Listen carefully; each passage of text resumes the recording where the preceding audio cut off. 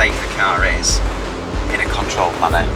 The X mode function works between 0 and 25 miles an hour.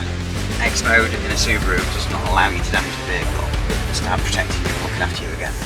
This will give you a brief demonstration of what it is, and then it will get a bit more interesting as we go further on. It does all the thinking for you. You're not having to do anything yourself. You just put full confidence in the car.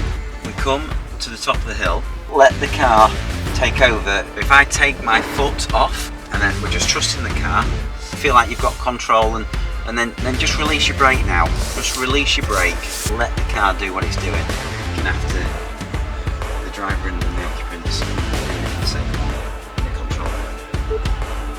Okay, and then that stops it rolling back. Okay, you just drive off now.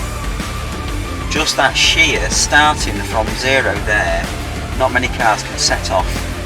Confidently just set off and go. Keep going, keep going. That's it, keep going. Keep going, keep going.